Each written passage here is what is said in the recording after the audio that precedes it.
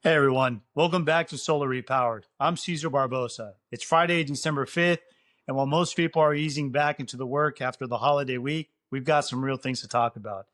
In episode 1, I shared why this show exists. This industry doesn't need more hype. It needs more honest conversations about what's actually happening in the field, especially with those systems hitting those middle years.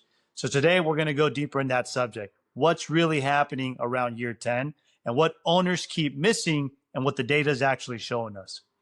The simple truth is this: solar systems almost never fail all in one big moment. They fail slowly, they drift, they weaken, they fall out of compliance little by little, and most people don't see it until something stops working. By that point, the small problems have turned into big ones, and most owners still seem to believe that if they keep up with their one-time annual maintenance, that the system will run the same as it did in day one, that the equipment will last those 20, 25 years as they were originally sold. But anyone that's worked in this field long enough know that that's not real world. I learned this early on. Back in 2012, I had moved from commercial installation to O&M, and the company I had worked for was building new systems at a crazy pace. Then we get acquired by Real Good Solar, one of the first solar financing companies in the country, and everything sped up even more. There was one repair technician, one, and he was also the permit runner and the inspector.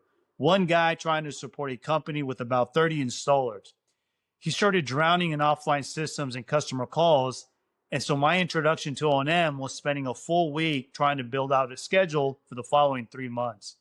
We had close to about 200 open work orders, with more coming in every week. And what shocked me the most was how cut off this part of the business was from everything else. You see, it took the industry years to realize that O&M wasn't just a support service. It was going to be a multi-billion-dollar industry in its own. But before we talk about year 10, we need to understand some basics. Solar systems fail in stages, and each stage means something different. The first stage is what we call infant failure. These are subject items that have already been talking to. It's nothing new.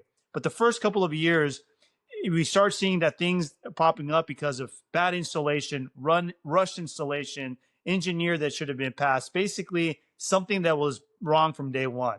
And then we get into midlife failures, which is what this episode is about. And these come from heat, moisture, UV damage, wire fatigue, vibration, inverter breakdowns. These are the things that most owners don't see behind the scenes. And when you have end-of-life failures, nothing was wrong except time. Plastics become brittle, metals start getting tired, modules and inverters start losing their strength, and repairs start costing more than simply repowering that system. So once we understand these 3 stages, we can stop guessing. We stop hoping that systems will run 25 years with no issues, and we start seeing problems way before they show up. Let me give you a real life example on how these kind of problems can become huge. Let's talk about Amazon. Most people don't know this, but Amazon launched its formal rooftop solar program in 2017. They built fast, they scaled fast, and from the outside, it looked like a total win. But between April of 2020 and June of 2021, Amazon had at least 6 fires or arc flash events across their 47 site portfolio.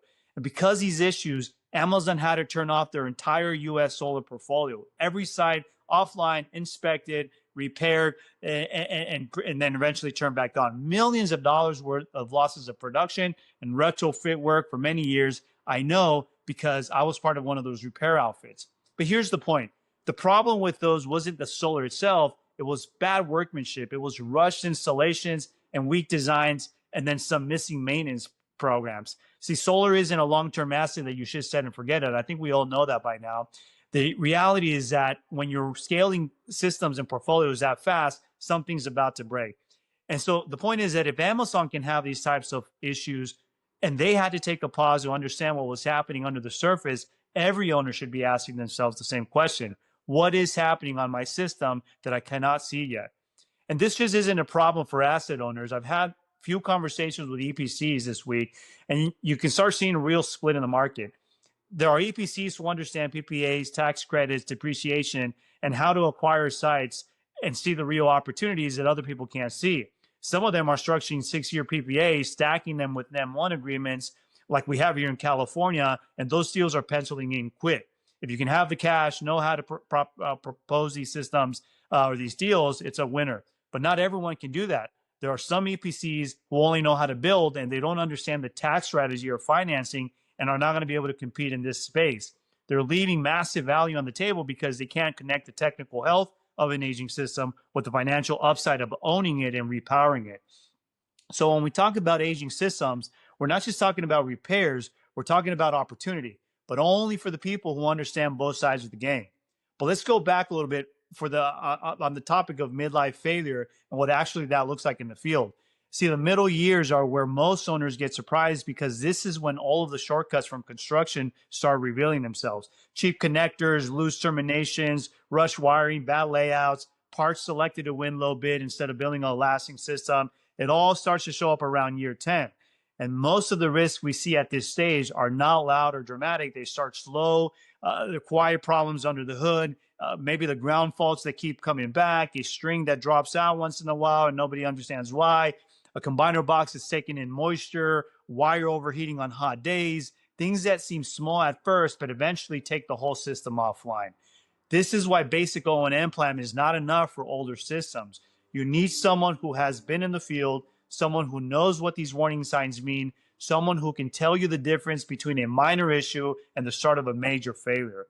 And you also need to know how warranties work. See, they're not going to save you at this stage. By year 10, most warranties don't cover what matters. Some manufacturers don't even exist. And even when a warranty is active, it doesn't mean that they're going to pay for your labor or the cost of lost production. And so that's what's really happening. So what should owners do once their system hits the middle life years?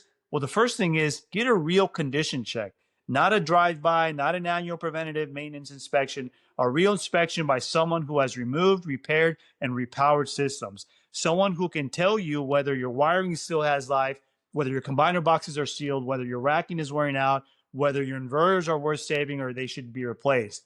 Second, understand the true cost of running an older system. You're going to need replacement parts. You're going to need real repairs. You're going to start having to plan for those repairs to start protecting that investment. And third, don't fear repowering. See, repowering is not failure. It's smart planning. Sometimes upgrading equipment and bringing the system back into compliance creates way more value than patching old systems again and again. And the fourth thing is build a long-term plan, not 1 year, 10 years. Include replacement cycles, code changes, equipment aging, and some realistic performance expectations now that we have data. And above all, work with people who know both sides of solar, the build side and the repair side, because the field tells the truth. And you want someone guiding you who understands these systems, how they really age. My goal with this episode is simple. I want you to understand what actually happens around year 10. And I want you to see your system clearly. And I want you to make decisions that protect your investment instead of reacting to surprises. Solar, again, is not a set it and forget it asset. It never has been. But with the right help and the right plan, your system can stay strong for many years. With that being said, folks, thanks for listening to episode 2 of Solar Repowered. If this helped you in any way, share it with your team or anyone else who manages aging solar systems. We're going to be interviewing real EPCs, real asset managers in the weeks to come so that we can start hearing those real raw stories and real life examples of what's actually happening in the field and how it relates to repowering the next saga of solar. So with that being said, thanks, and we'll see you again soon.